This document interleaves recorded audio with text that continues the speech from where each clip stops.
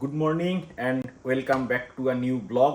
তো বহুদিন বাদে অলমোস্ট এক বছরের পরে নতুন একটা ব্লগ আপলোড হতে চলেছে আমাদের এই চ্যানেলে। অ্যাকচুয়ালি বহুদিন ধরে আমরা ব্লগের থেকে বাইরে ছিলাম, আমাদের যে অ্যাকচুয়াল প্রফেশনটা সেই কাজ নিয়ে আমরা এতটাই ব্যস্ত ছিলাম যে ব্লগগুলো টাইমলি আমরা করে উঠতে পারিনি। অনেক ক্ষেত্রে ভিডিও করেছি বাট এডিটিং করার টাইম পাইনি, সেই জন্য বহু দিন ধরে ব্লগ আমরা দিতে পারিনি আমাদের চ্যানেলে। বাট আমরা ট্রাই করব এখন থেকে রেগুলার বেসিসে ব্লগ আপডেট করতে থাকার। আমরা যেহেতু রোড ট্রিপ করি তোমরা সবাই জানো, তো রোড ট্রিপের জন্য গাড়ি বাইক এই সমস্ত জিনিসগুলো একদম ঠিকঠাক করে রাখা উচিত। আজকে সেরকমই একটা ব্লগ হবে। আজকে আমরা যাব আমাদের টাটা সাফারিকে নিয়ে সার্ভিস সেন্টারে, কারণ গাড়িটাও ঠিক রাখা দরকার রোড ট্রিপের জন্য, তবেই তো রোড ট্রিপ হবে। সো চলো বেরোই, বাইরে গিয়ে গাড়িতে উঠে তোমাদের সঙ্গে আবার দেখা হচ্ছে। গাড়ির ভিতরে চলে এসেছি, এখন টাটা সার্ভিস সেন্টারে যাব। এটা বারাসাতের কাছে, আমি অলরেডি ম্যাপে সেট করে নিয়েছি। এটা অলমোস্ট 1 ঘন্টার কাছে কিছু টাইম দেখাচ্ছে পৌঁছাতে লাগবে। আর এটাকে নিয়ে এখন সার্ভিস সেন্টারে যাব। কেন যাচ্ছি, বডি শেপের একটুখানি কাজ আছে, সেটা তোমাদেরকে দেখাচ্ছি। গাড়িটা একটু আলোতে বার করে নিই, দেন তোমাদেরকে দেখাচ্ছি যে বডি শেপের কী কাজ রয়েছে।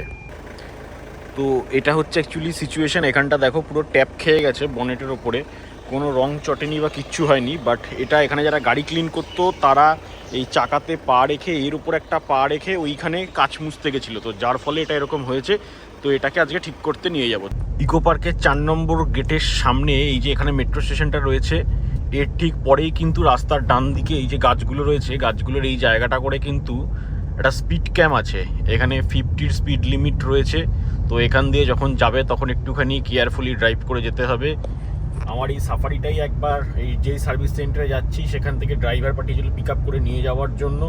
তো সে কিন্তু এখান থেকে হাই স্পিডে চলে গেছিলো এবং তার জন্য এই যে স্পিড ক্যাম্পটা ঠিক এখানটায়, তো সে এখান থেকে হাই স্পিডে চলে গেছিলো এবং চলে যাওয়ার জন্য কিন্তু রীতিমতন এই গাড়িতে 2000 টাকার একটা ফাইনও হয়েছে।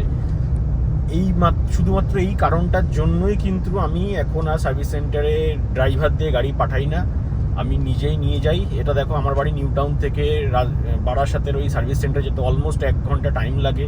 দেন ওখান থেকে উবের পে ব্যাক করাটা খুব ডিফিকাল্ট ব্যাপার, সেটার জন্য আরও 1-1.5 ঘন্টা টাইম লাগে। বাট তবুও কিন্তু আমি নিজেই দিয়ে যাই এই সমস্ত জিনিসগুলোকে অ্যাভয়েড করার জন্য। বাকি আজকে স্যাটারডে মর্নিং, এখনও যদি আফটারনুন হয়েই গেছে, রাস্তা একদম এরকম ফাঁকা রয়েছে নিউ টাউনে। চলো এগোতে থাকি। চিনার পার্কও কিন্তু আজকে বেশ ফাঁকা এই সময়। চিনার পার্কের সিগন্যালের দেখো একদম ফ্রন্টে এসে দাঁড়িয়ে রয়েছি। সিগন্যালটা জাস্ট এইমাত্রই লাল হয়েছে, একদমই ফাঁকা ছিল, যার জন্য একদম ফ্রন্টে চলে এসে দাঁড়িয়েছি।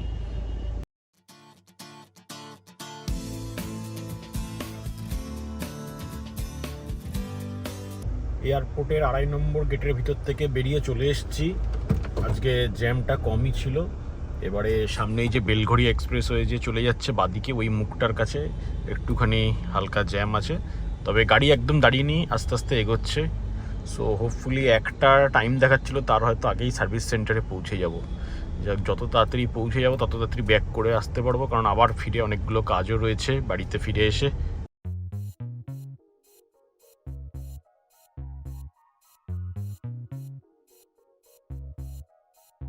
মধ্যমগ্রাম চৌমাথার ঠিক আগে কিন্তু এরকম একটা পুরো জ্যাম হয়ে রয়েছে। এখানে দেখো পুরো লাল দেখাচ্ছে একটা, একদম পুরো চৌমাথার সিগন্যালটা পর্যন্ত পুরোটাই লাল রয়েছে। এখানটায় ক্রস করলে পরে দেন আবার বারাসাতের দিকে দেখাচ্ছে ব্লু। তো দেখা যাক এখানটা কতক্ষণে ক্রস করতে পারি। এখানে দেখো গাড়ির কনসোলে আউটসাইড টেম্পারেচার 36 ডিগ্রি দেখাচ্ছে। 12:30 দুপুর 12:30টার সময় 36 ডিগ্রি। বিভৎস গরম বাইকে, বিভৎস গরম। ফেরার সময় যে উবেরে কী অবস্থা হয় বোঝা যাচ্ছে না, তার মধ্যে যদি এরকম জ্যাম থাকে তাহলে তার কথাই নেই। বারাসাত রেল গেটের কাছে চলে আসলাম, ট্রেন যাচ্ছে, গেট বন্ধ। আর এর আগে একটু আগে এই ডাক বাংলোর মোড়টার কাছেও বেশ জ্যাম ছিল, তো যাই হোক সেরকম একদম দাঁড়িয়ে থাকতে হয়নি, পার করে চলে এসেছি আস্তে আস্তে স্লোতে। বাট রেল গেটটার এখানে এখন গেট পড়েছে, তো ট্রেন গেলে দেখা যাবে কতক্ষণে খুলে। গেটটা খুললে পরে আবার এগোবো। অলরেডি সামনে বেশ কিছু গাড়ি রেল গেটের সামনে দাঁড়িয়ে গেছে। দেখো এখানে সামনে একটা ডিবাপি আছে, এই যে ডিবাপির বিরিয়ানি, এটার থেকে জাস্ট একটুখানি সামনে গেলেই সার্ভিস সেন্টারটা, জাস্ট 500 মিটারের মতন এই রাইট সাইডে পড়ে। তো এখানে যখনই সার্ভিস সেন্টারে আসি ফেরার সময় এখানে ডিবাপির থেকে মোটামুটি বিরিয়ানি নিয়ে যাই। এখানে ডিবাপিটা আমার বেশ ফেভারিট, তো আজকে বাড়িতে রান্নাবান্না হয়ে গেছে, আমি আসার আগেও জিজ্ঞেস করেছিলাম, বাট যেহেতু রান্নাবান্না হয়ে গেছে অলরেডি বাড়িতে, সেই কারণের জন্য আর নিয়ে যেতে পারছি না। তো দেখা যাক, যেদিন গাড়িটা আবার পিক আপ করতে আসবো সার্ভিস সেন্টার থেকে, সেদিন যদি পসিবল হয় তখন তাহলে পরে এখান থেকে বিরিয়ানিও নিয়ে নেবো। আর এই হচ্ছে সার্ভিস সেন্টারটা, ওই ফুটেতে যেতে হবে এখন ঘুরে, জাস্ট ওইখান থেকে একটুখানি এগিয়ে এসেই আর একটু সামনে একটা ইউ টার্ন আছে, ওখান থেকে এই জাস্ট ঘুরে যাব, 1 মিনিটের মধ্যে সার্ভিস সেন্টার ঢুকবো। এই চলে আসলাম সার্ভিস সেন্টারে। ঢোকার মুখে এখানে একটা গাড়ি রেখে দিয়েছে।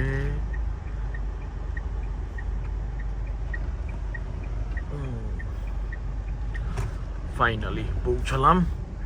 একটা টাইম দেখাচ্ছিল, তার আগেই চলে এসেছি, 12:52-তে। সাইড করে দিই। ফাইনালি এখানে এই গাড়ি জমা দিয়ে দিলাম।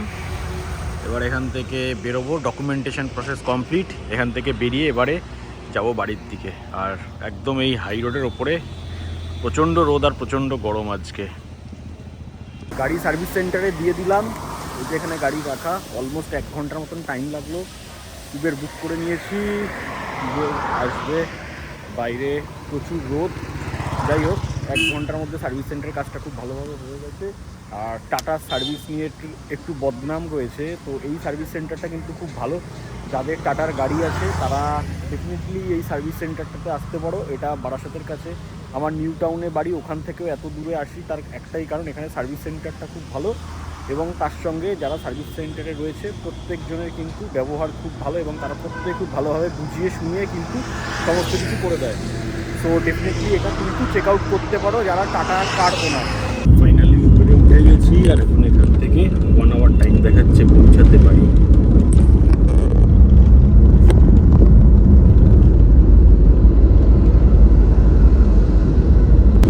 এখন অলমোস্ট 2:30 মতন বাজে, আর ওয়েদারটা ভীষণ সুন্দর হয়ে গেছে, পুরো মেঘলা হয়ে গেছে, রোদটা নেই।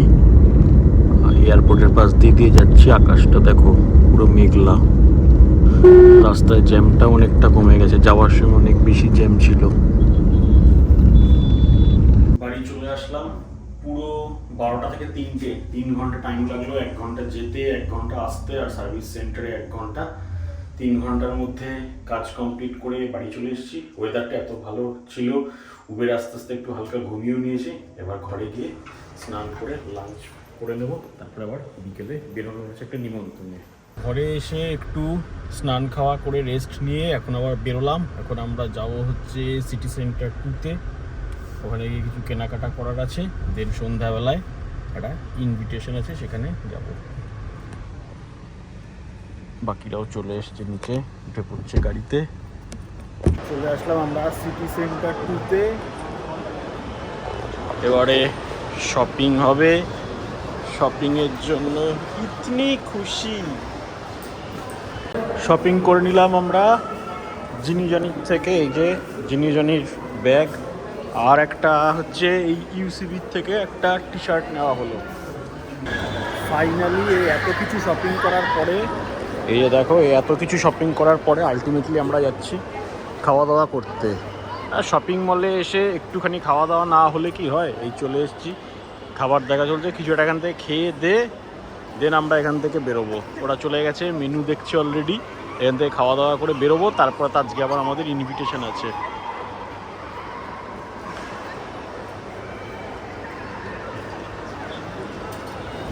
এখানে ফুচকা খাওয়ার চেষ্টা চলছে। কি ট্রাই করলে? ফুচকার আলু ট্রাই করেছে। এবার ফুচকা মাখা হয়ে গেছে, ফুচকা সার্ভ করবে। দেখো প্রচুর কিছু, প্রচুর ফুচকা। স্টলটা হচ্ছে ভেল জাংশন, একদম সিটি সেন্টারে 2-এ ঢোকার যে জায়গাটা তার পাশেই। আর আমরা এখানে বসে ওয়েট করছি কখন ফুচকা আসবে। আমাদের ফুচকা এসে গেছে, ফুচকার সঙ্গে পুদিনার জল বা পাপড়ি চাট এখন ওখানে তৈরি হচ্ছে। আমরা চলে আসলাম দুজন মিলে গাড়িতে, সব জিনিসপত্র নিয়ে। গাড়ি নিয়ে সামনে যাব, বাকি পায়েলের মা ওরা ওখান থেকে খাওয়া দাওয়া করে একদম ডিরেক্ট সামনে নেমে ওখান থেকে গাড়িতে উঠবে, দেন সোজা বাড়ি। তারপর বাড়ি গিয়ে রেডি হয়ে আজকে আমাদের বার্থডে পার্টি। আবার আমরা বেরিয়ে পড়লাম আজকে বার্থডে পার্টির জন্য। আমাদের এই সোসাইটির একজনের বার্থডে আছে, সেখানে যাব। রেডি হয়ে বেরিয়ে পড়েছি। টাইম এখন 8:30। মানি স্কোয়ারে হবে, 9টার মধ্যে হয়তো সেখানে পৌঁছে যাব। তারপর সেখান থেকে ডিনার করে বাড়ি ব্যাক করব, দেন আমাদের দিন কমপ্লিট। এই নিয়ে 3 নম্বর বার আজকে বেরোচ্ছি। সো চলো বার্থডে পার্টিতে গিয়ে এনজয় করা যাক। আমরা পৌঁছে গেলাম মানি স্কোয়ারে, এই জাস্ট ঢুকছি। টাইম এখন 9টা, আধ ঘন্টা পুরো টাইম লাগলো আসতে। এবারে আমাদের এখানে কোথায় আছে আজকের প্রোগ্রামটা? হাকাতে। যাই গিয়ে বেসমেন্টে পার্কিং করে আমরা চলে যাব সোজা হাকা। ওখানেই আজকে আমাদের বার্থডে পার্টি। এক মানি স্কোয়ার এখানটা ফাঁকা রয়েছে এন্ট্রিটায়।